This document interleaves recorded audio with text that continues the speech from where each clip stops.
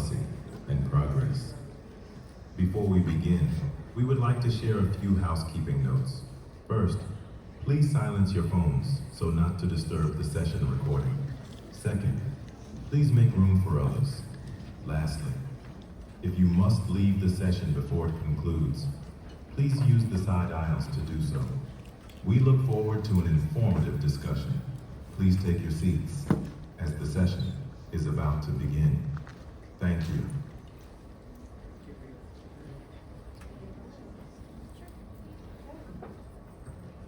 All right, well, good afternoon, family. Good afternoon.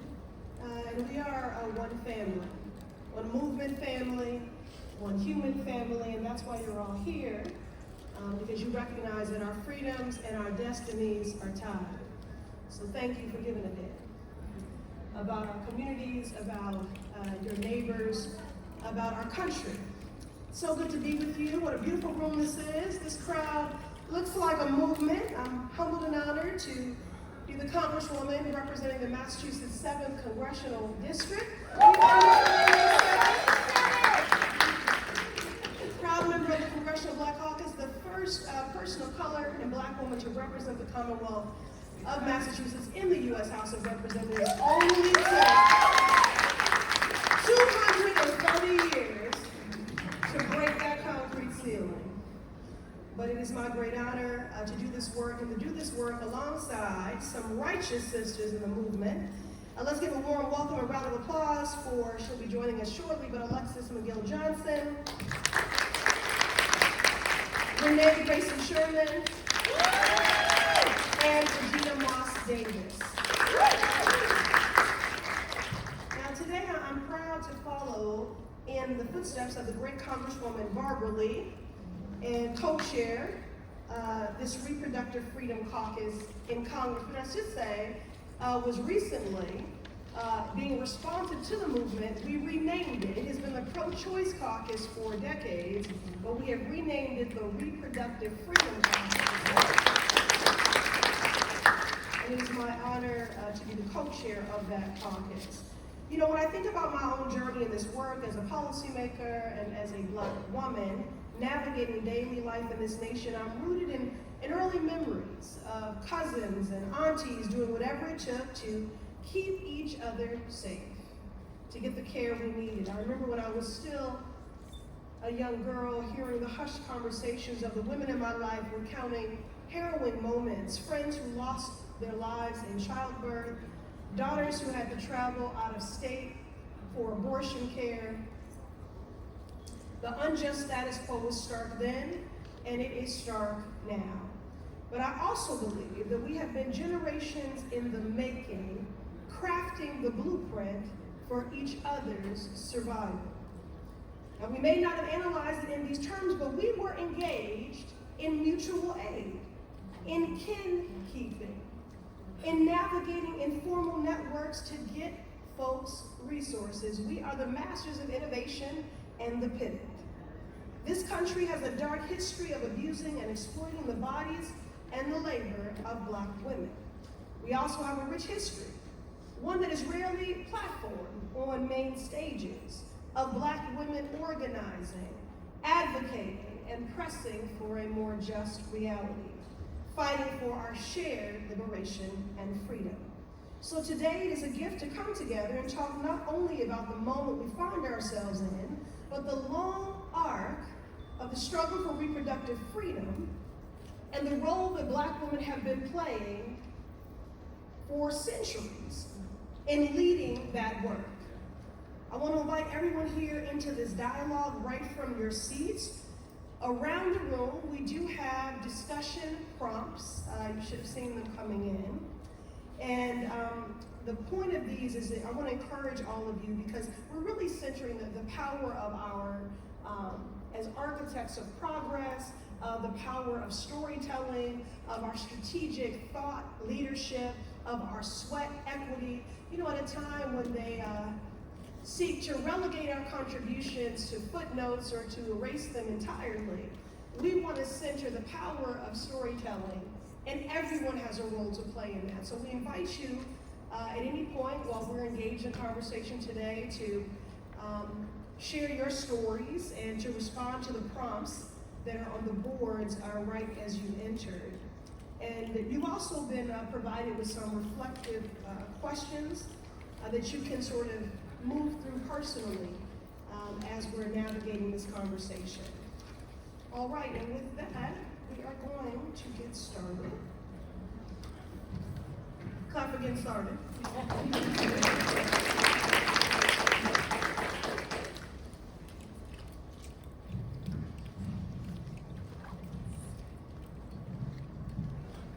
All right, I do have some guiding questions here. You know, as you all know, I'm the granddaughter of a Baptist preacher.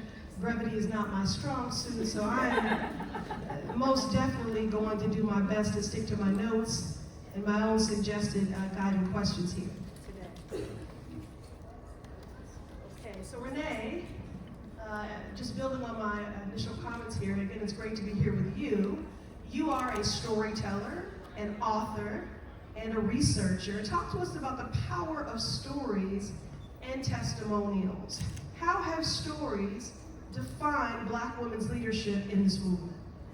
Yeah, thank you so much for having me here, Congresswoman, and I'm so excited to be here with you, Regina.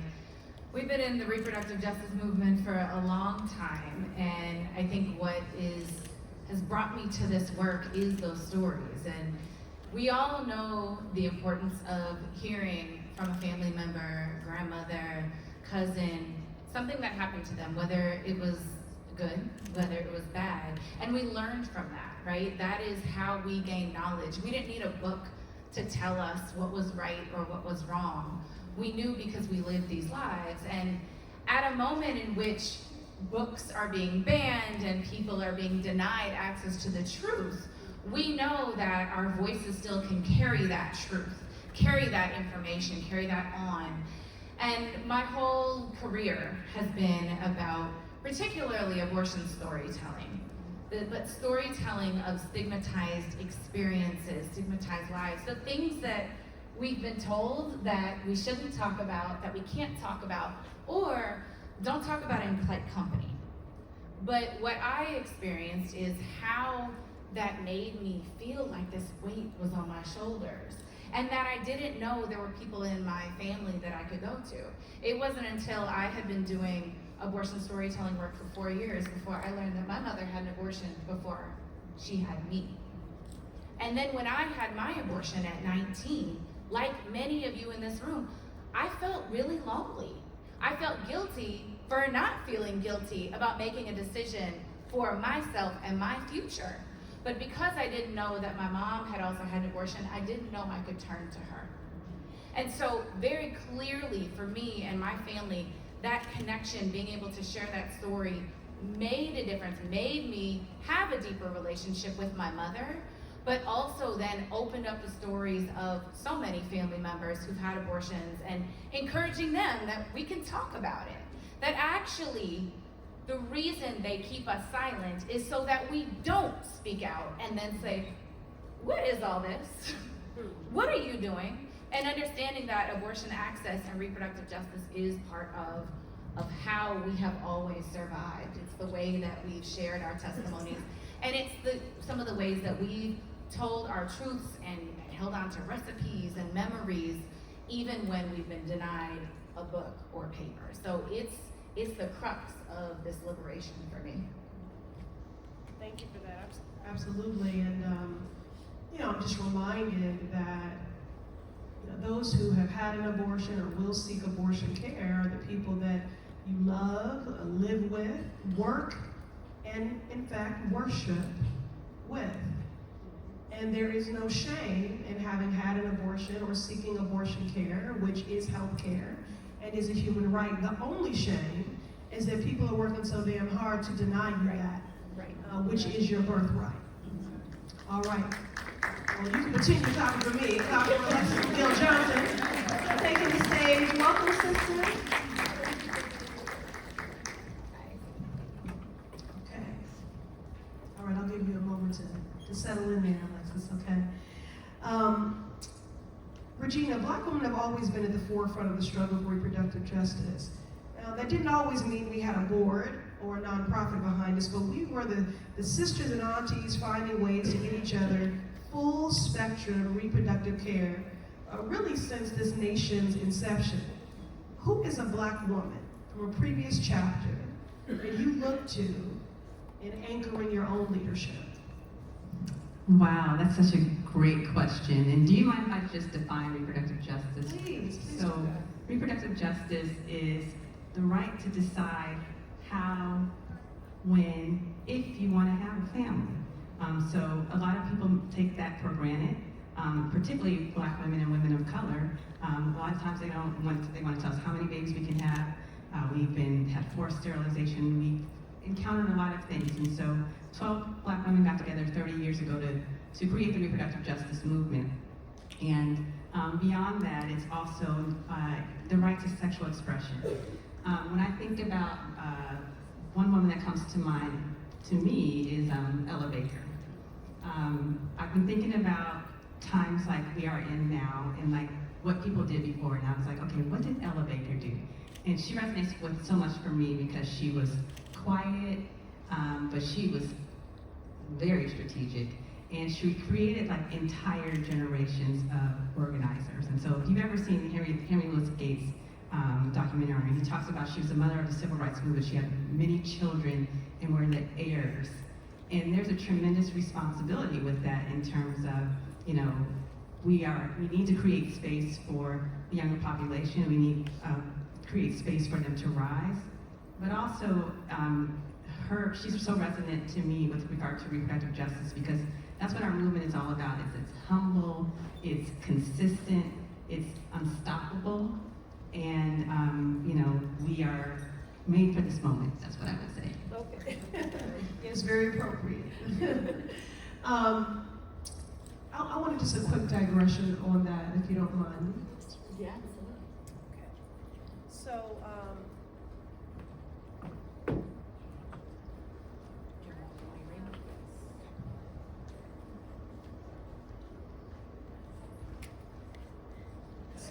I too, in order to distill a clear path forward, often like to take a look back because I'm keenly aware of the fact that, let me backtrack even more. Several years ago, I was visiting with indigenous community doing some work on environmental justice.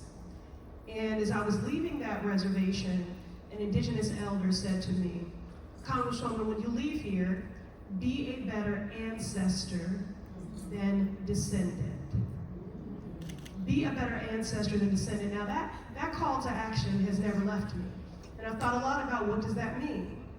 And I do believe it is about delivering a love letter to future generations. And so I've been, as the Aquarius that I am, shout out to all the Aquariuses, introspective about ancestors who wrote the blueprint for my own survival. And so it's impossible for me to not go back to Shirley Chisholm, the first Black woman elected to Congress. And I often revisit her autobiography, and I wanted to share, for those, if you don't have this, please purchase it. It's unbought and unbossed. People like that as a statement t-shirt and a bumper sticker, but when people actually live that, not everybody celebrates it. Preach that part. But this is chapter 11, entitled, and this was written in 1965, Facing the Abortion Question, Shirley Chisholm. And so she talks about the fact that when she was an assemblywoman, that her work on the issue of abortion, she realized was really kind of incremental, really tinkering at the edges. And so she said, since that time, I have been compelled to do some heavy thinking on the subject, mainly because of the experiences of several young women I knew.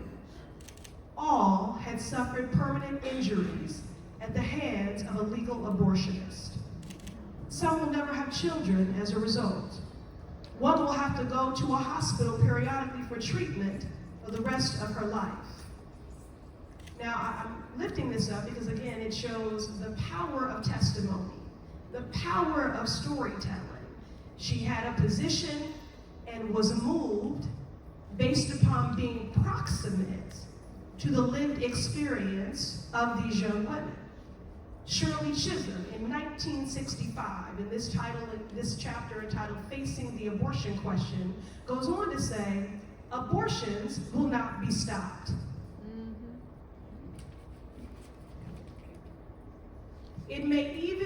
Abortions will not be stopped.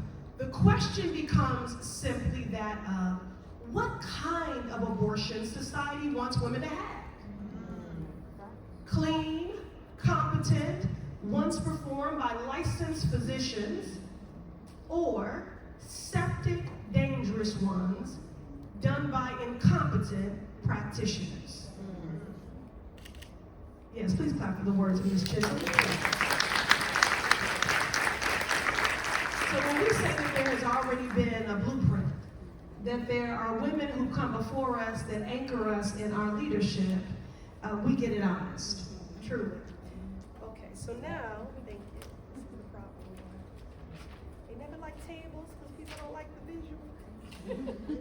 All right, so Alexis, Planned Parenthood is where an overwhelming majority of people get cancer screenings, wellness checks, and prenatal care in their home community. Can you tell us about the origin story of Planned Parenthood and how that serves as a reference point as we navigate today's bans and attacks on care? Yes, absolutely. Well, good afternoon. Thank you so much. Sorry to be late coming in, but can I always on time. Can I intersect with Shirley Chisholm for a second? Because my daughters are 13 and 16, going on, I don't know what age. But since they were very little, every time we go to a restaurant, they order a Shirley Chisholm. When the waiter asks them, don't you mean Shirley Temple? Don't you mean Shirley Temple? They rename it. They say, Shirley Chisholm did more for me than... Okay, we love a rebrand. Y'all better leave me and order a Shirley Chisholm. So if you were out with your kids, your grands, your nieces, like make sure they're ordering a Shirley Chisholm. But let's get that thing so we have an opportunity to educate everybody on the legendary woman, leader, fierce womaness that she was. So Planned Parenthood, it's a complicated story, right?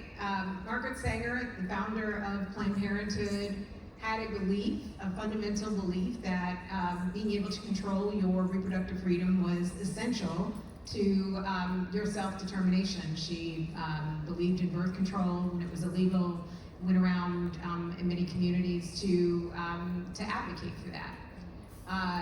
She also had some very problematic racist and eugenicist beliefs, engaged with a lot of practitioners who engaged in, promoting more racist and white supremacist beliefs.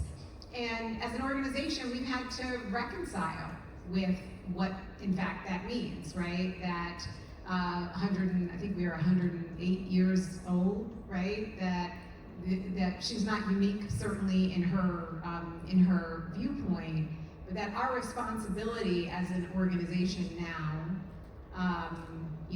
where we see 2 million patients a year, provide 9 million services a year at roughly 600 health centers across the country, in many the majority of which are in medically underserved and rural communities, impacting our folks.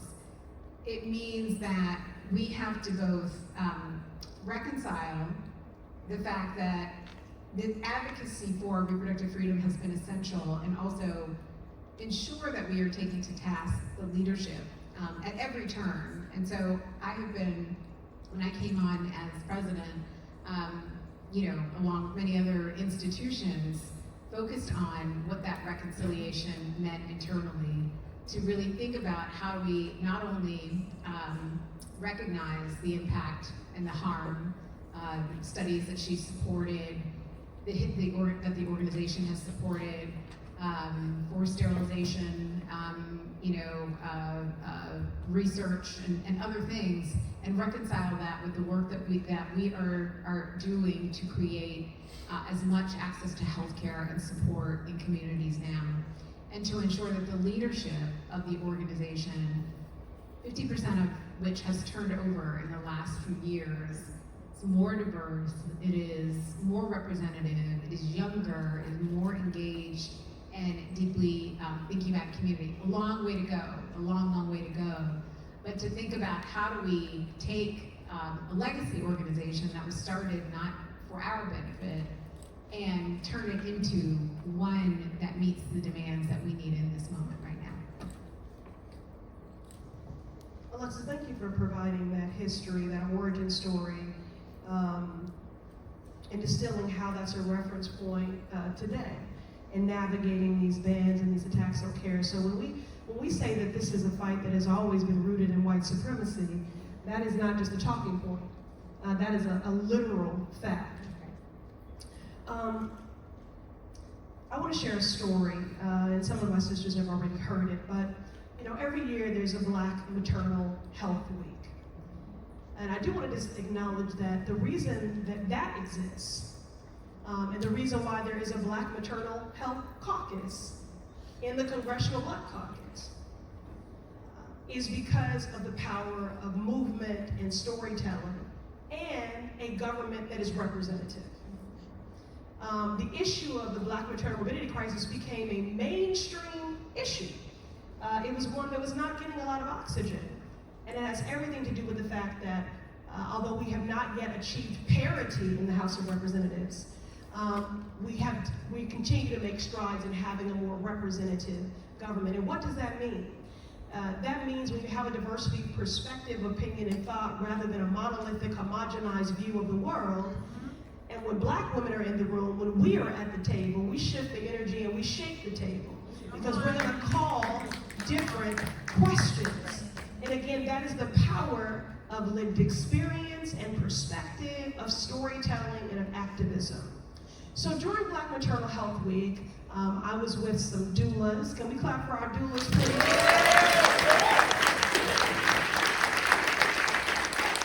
And we were sitting around a fire pit, and one of the doulas, in a moment of raw candor and transparency and really pain, said, "This will be my last Black Maternal Health Week. I will not participate anymore going forward." And we said, "Well, why, sis?" And she talked about how traumatizing it is to continue to regurgitate and recycle these devastating statistics about Black women dying. And in that moment, I really had an epiphany, and we talked it out and said, I think a lot about that moment with Dr. King in Washington and the March on Washington for Jobs and Freedom, right?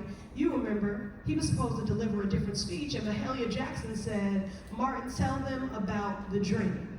Now, he could have sat and enumerated every great injustice and indignity, but instead he affirmed the dream. So what I want to say is that in order to do radical work, you must first have a radical dream. And be unapologetic in that. You have to have a North Star. Our ancestors had that. In freedom, they had that North Star.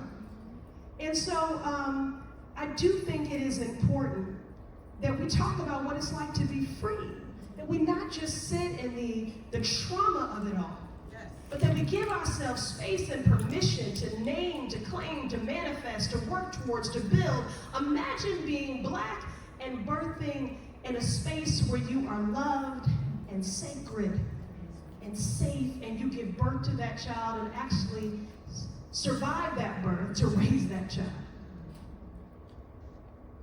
It's important that we name the dream. All radical work begins with a radical dream. So I would love for all of our panelists to speak to, what does it mean to you? What does it look like to be free? To be supported, to be safe while birthing, to be able to raise healthy babies with long, meaningful lives. Because that is reproductive justice. So we'll start with you, Renee. What does it look like to you? A future state, just America, where Black women get the care that they are seeking. Help us visualize that radical dream. I love this question so much because, I literally wrote a whole book on it called Liberating Abortion. And what does that mean? And people will be like, is that a policy? And I'm like, it's more a vibe. Because I can sit here and rattle off to you policy issues or, you know, what you could do, right? But actually, we have all that we need right now to liberate abortion in our communities and to make reproductive justice real. We have our neighbors, we have ways that we can show up with one another. Think about it this way.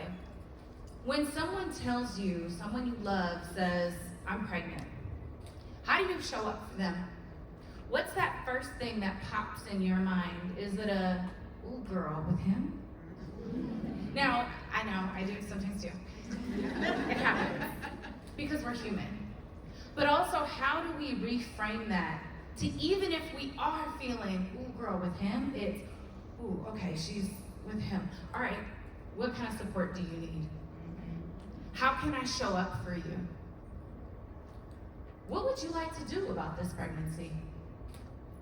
Actually making sure that people have the rights and the resources to be able to make a decision. Imagine with me for just a second, what would it look like for someone to be able to make a pregnancy decision without having to check their bank account, without having to wonder, am I gonna have a place to live, without having to wonder, is someone in my family going to stop speaking to me?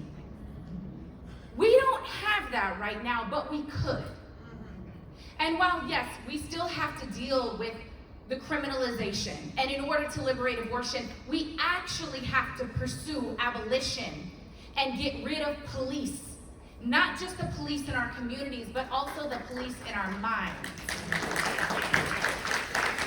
And while we are waiting on these policies to show up and meet us where we're at, we can make our dreams of liberation, we can make that vision a reality just in our own families, because that is the sea change that will make a difference. While the politicians, I mean, present company excluded, but like, while they're waiting to figure out, because here's the thing, they wait for us to make that difference, and then they say, oh, I guess I gotta make a policy for it. But you don't actually need a policy to show up for your loved ones. You don't need a policy to liberate abortion. You actually can just learn how to self-manage an abortion in your community and make sure the people in your communities have access to independent abortion clinics and to the pills in their communities. You have the power. That's what they try to get us to think, is that we don't have the power to liberate abortion and to make reproductive justice a reality. And we actually do. So ask yourself when you leave this room today, what can I do to make reproductive justice and abortion liberation a reality for the people that I love and for yourselves? Thank you. Before I transition to Alexis, I just want to make sure that I really do have y'all here with me. So I'm going to do a little call and response. One of my favorite, in the words of Asada Shakur. So I will say it and you respond and repeat it back. It is our duty to fight for our freedom. It is our duty to fight for our freedom. It is our duty to win. It is our duty to win. We must love each other and support each other. We must love each other and support each other. We have nothing to lose but our chance. We have nothing to lose but our chains. All right, Alexis, I want to bring you back in here. I think it's important that people understand that it is not only patients that are being criminalized, but providers are being criminalized, prescribers are being criminalized. You know, I just recall several months ago when OBGYNs were coming for their annual visit to the Hill, and normally they're clad very proudly in white jackets. And this year they didn't wear their white jackets because they were fearful of being targeted. And so I wonder if you could just speak to their fortitude, to their commitment to this work, and what does the future look like for providers, for birth workers, for clinicians? Can you speak to that? Yeah, you know, look, we are living in a I'm going to say we're living in a moment like no other, and yet it feels so familiar. Mm-hmm. So I don't know how to reconcile that, right? That, you know, political assassination is not new in our communities, not just as Black people, but as as abortion providers who have been showing up day in, day out for many, many years, walking through protesters, worried about, now they're worried about being doxxed, then they were worried about people standing outside of their house or yelling at the children, following them to school. Those are still worries that exist for a lot of providers. So the fear of absolute physical safety is paramount, and it gets even more increasing in this day and age, given the availability of the availability of violence to democratization really of violence for people.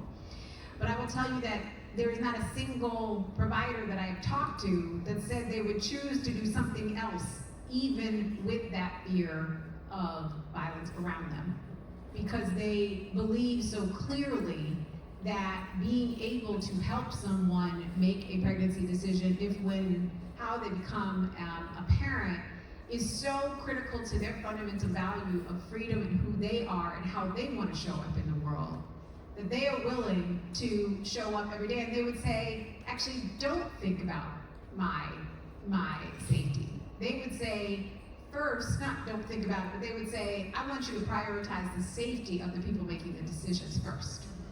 They would say, please focus on what you can do to ensure that Renee's vision comes alive, so that we've normalized a world where access to healthcare is free, expected, destigmatized, and easy to access, right? All of those things, I think, the providers would say, this is how we need to be thinking about it. So I do, I know that even in this moment, they are still showing up every day and opening up a door. They're still showing up every day and walking through a protester. That is not, that is independent clinic providers, those are birth workers, those are doulas, those are Planned Parenthood providers, and they do so because they simply know that they must show up for this mission, and they would not be living their true values if they weren't. Quick follow-up on that. What are your fears about how this will impact? Will people likely be de-incentivized to pursue reproductive health care because of the climate we currently find ourselves in? Do you worry about that pipeline? I don't worry about a de-incentivization, right? I don't think people understand what they need to live their lives, and we trust them to make those decisions. I think what we are seeing is just a layer and layer of barriers and burdens that are being put on them, right? So we are seeing, for example, think about this kind of intersectional kind of barriers that are happening in this moment. We are seeing patients who fear ICE workers showing up at clinics to arrest them. They're less likely to make an appointment. They want to come in, without an appointment and be seen quickly, be moved quickly into an exam room so they can get the care that they need. They don't want an environment where they feel like they will just be waiting for some, agent of the state to come and get them. We are seeing it among, our staff and teams, folks who are worried at a certain period of time during the day. They're checking their phones to see if so-and-so went to their immigration appointment, what happened to them. So it's not the incentives are there because the incentive is But the barriers and the burdens are there. The barriers are there, and that's what we have to work And with. thank you for speaking to, again, how intersectional it is and what this means for our disabled siblings, what it means for our immigrant siblings, what it means for our LGBTQ plus siblings, and just showing that this is truly all interconnected. I appreciate that.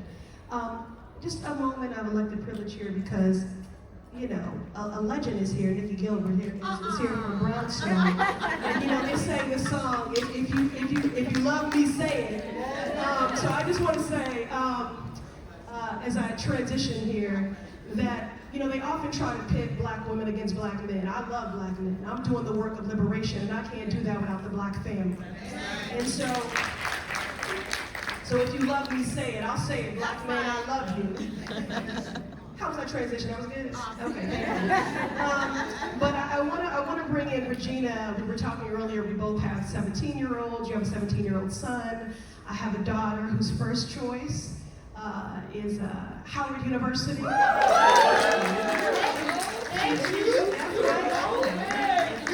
a senior. I'm going to be coming to find all y'all to be her aunties and her big sisters, okay? Provided she is accepted. But Regina, I know for the both of us, our children have become a real reference point for the work we do and the world we seek to shape and to build, and that we want them to inherit.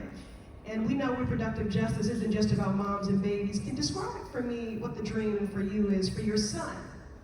Living in a just America as a black father, if he so chooses, or just an America where black men have the blessing and the birthright of growing old? Yeah, so one of the other tenets of reproductive justice is the right to raise your child in a safe and sustainable environment. And the story you were talking about with the doulas, like that was a real personal story for me, because I am one of the women who found myself during my delivery, both at risk, both myself and my son. Our lives were on the line. My blood pressure spiked, temperature spiked. He went into fetal distress.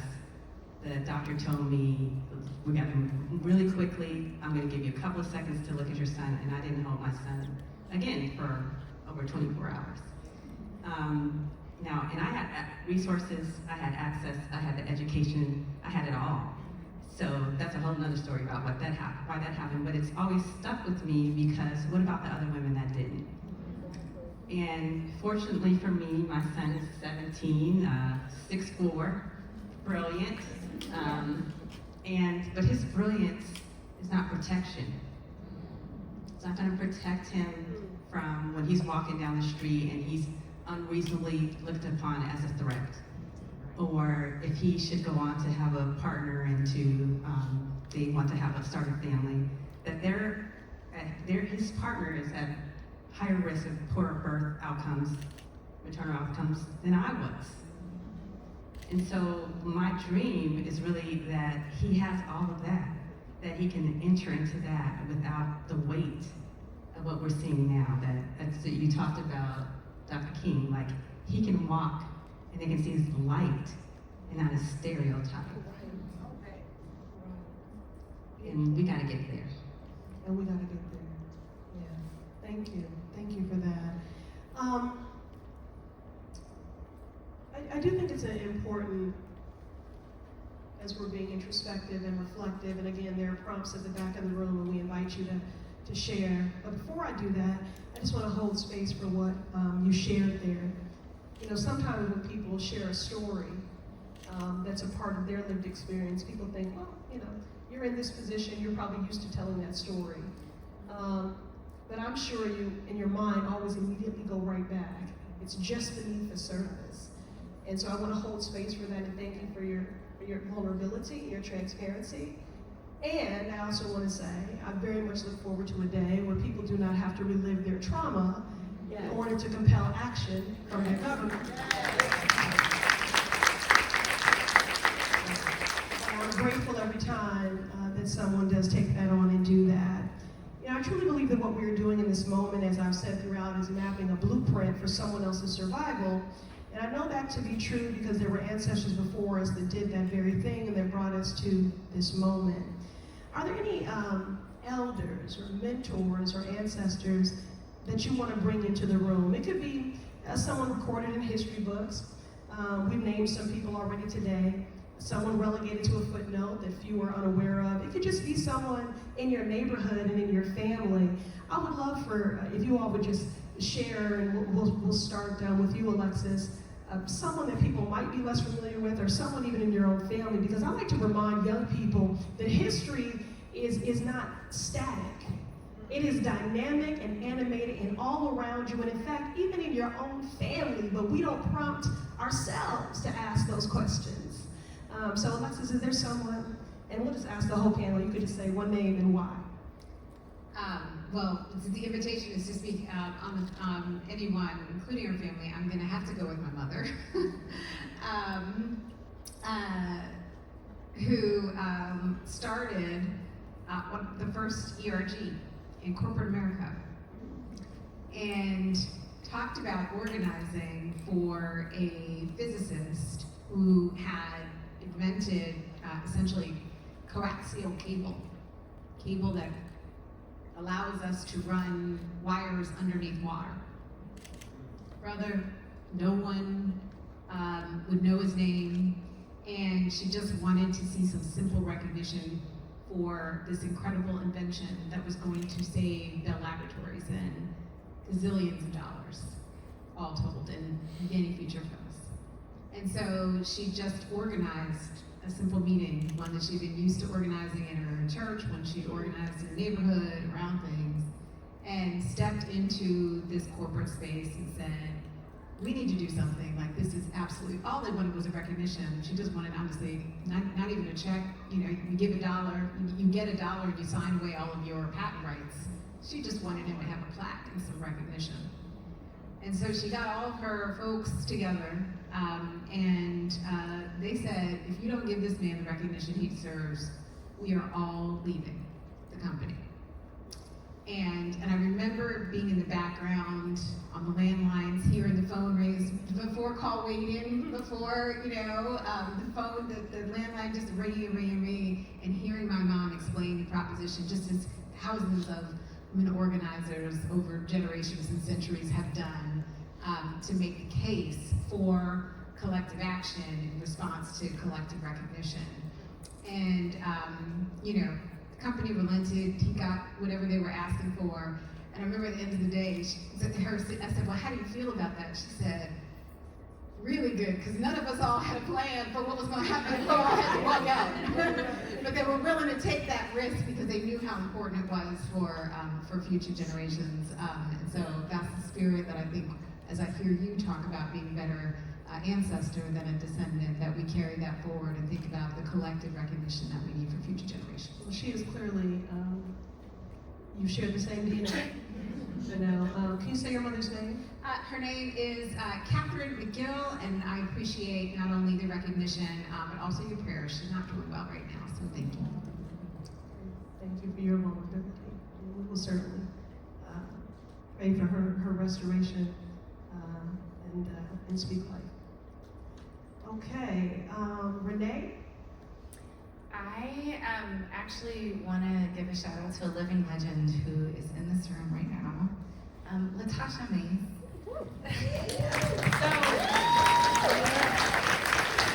Latasha is one of the people I learned reproductive justice from. And I think it's really important that, I didn't know you were gonna be here, but I think it's so important to recognize whose shoulders we stand on and who we learned all of this work from. And I just want to say thank you to you. For those of you who don't know, Latasha is Pennsylvania through and through. Started an organization, New Voices for Reproductive Justice, and is now a state legislator. And so I think it's really incredible that we have folks who are doing this work on the ground and now are in our state legislatures to be able to make reproductive justice happen on a policy level. And just the way in which you have always carried yourself, and just were so generous with the way in which you taught me about reproductive justice, and not just me, but Jasmine and all of us, right? You took us in as a new generation. And I will just never forget the first time I saw you speak at a CLIP conference, and I was just like, who is this person in that cool ass hat? But I just want to say thank you, that I want people to really understand that reproductive justice didn't come out of nowhere. It came out of a community of Black women who loved us so much that they wanted to dream for something better. And Latasha is one of those people, so it is because of you that I'm on this stage, so thank you so much. Service here, Natasha, thank you for being intentional in your mentorship and your leadership development. Sometimes folks think the younger generation, I'll just inspire them by my example, but we have to be intentional in that leadership development and that mentorship, so thank you for that. Okay, Regina, is there a name you'd like to bring into the room? Well, so there's lots of matriarchs in my family, so one that I would call is my great-grandmother, Henrietta. She, if you think about the Deep South, she is that quintessential picture, house coat, head wrap, could wring a chicken's neck in the back, and would, we could play baseball with some balled up socks. She knew how to make it fun and never had an education, but told us that we had to get our education. She put all 4 of her children through school. I went on to go to school. My brother and I graduated, and God willing, my son will be graduating from Howard University too. And I stand on her shoulders, and I call her name in this moment. Thank you, ladies. And I will bring a name into the room, though. I see a lot of people here who've known me for many years, like Dashika and Chelsea and others who are used to me invoking my mother. But I'll actually bring into the space my paternal grandmother, Grandma Carey. I have a picture of her on my ancestor wall in my home. I never had the privilege and the joy of knowing her because she died in the 1950s giving birth to my father's youngest brother, my uncle Jerome. And so I have seen the intergenerational trauma of what my uncle has carried, and that in her being a vessel for his life, that she lost her own. And also my father and his 5 siblings.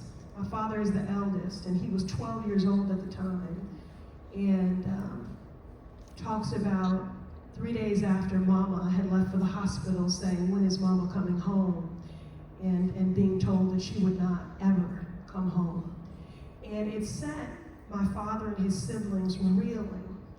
My father later actually wrote about it in a narrative called Without a Compass, because that's what it is to lose your mother, to lose a matriarch. So I want to bring my Grandma Carey into the room, who has formidably shaped and informed the work that I do for reproductive justice.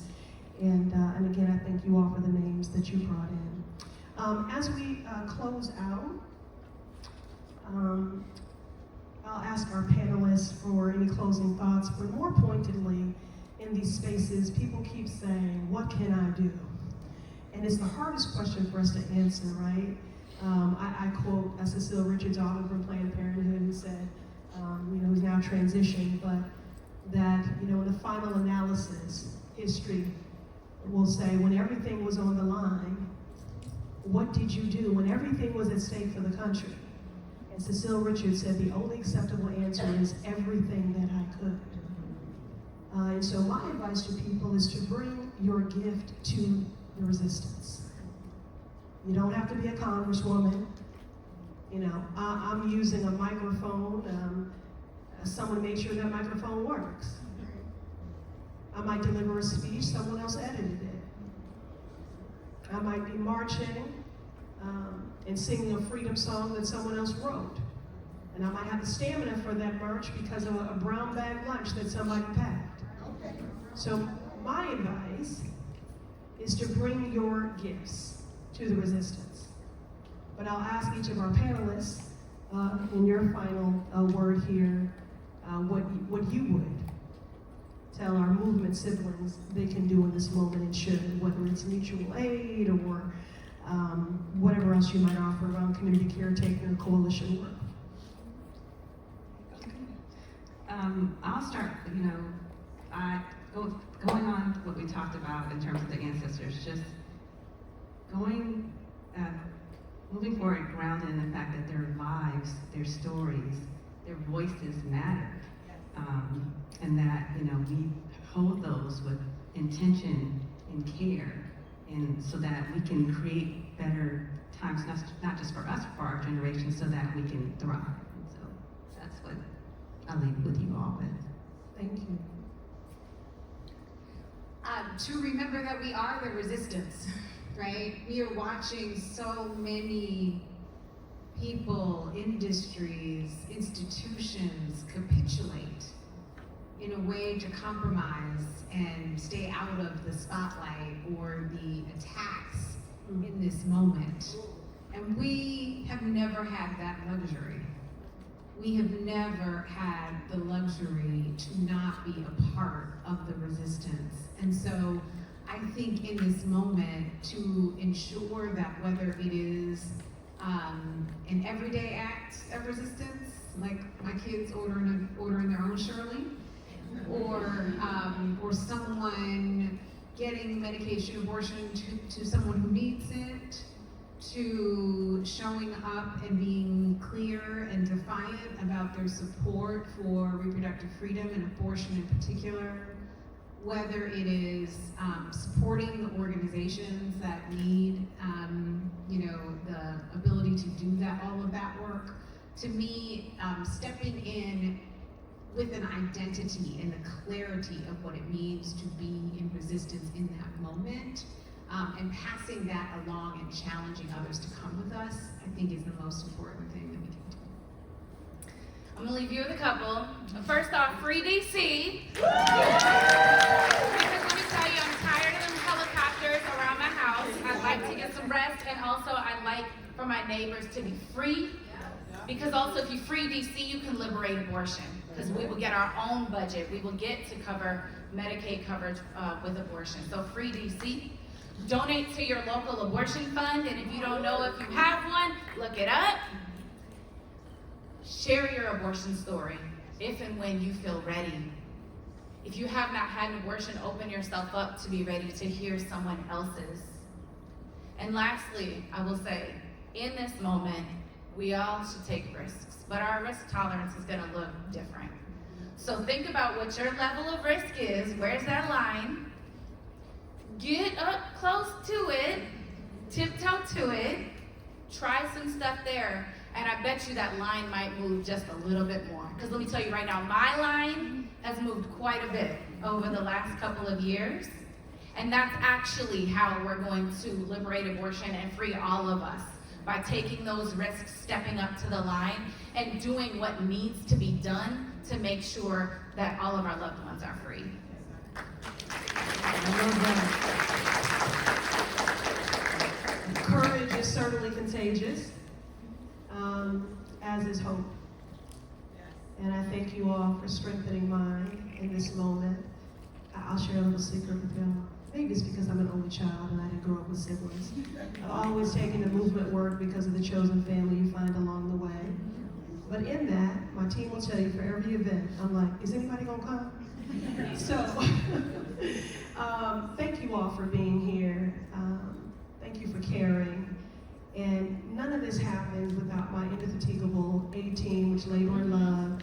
For those of you that don't know, well before I was an elected official, I was an aide myself for 16 years, 4 in the House, 11 in the Senate, and my team sacrifice every day for the Massachusetts 7th and for the work of justice. And so I want to thank my Chief of Staff, Sarah Groh. I want to thank Kayla, who leads this work, and this portfolio in my office, my entire dedicated A team, and to each of you here today for making time to join us. Our work continues. We certainly are not letting up. And now we're going to transition. This is Sophia Abdi from my team. Raise your hand, Sophia. Don't worry.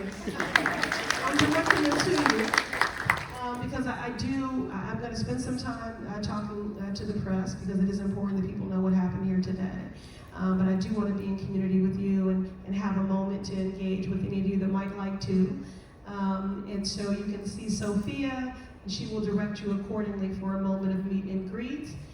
Please do spend time with each other, get to know one another, center each other's humanity.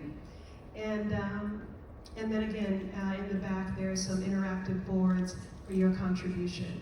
Thank you, everyone.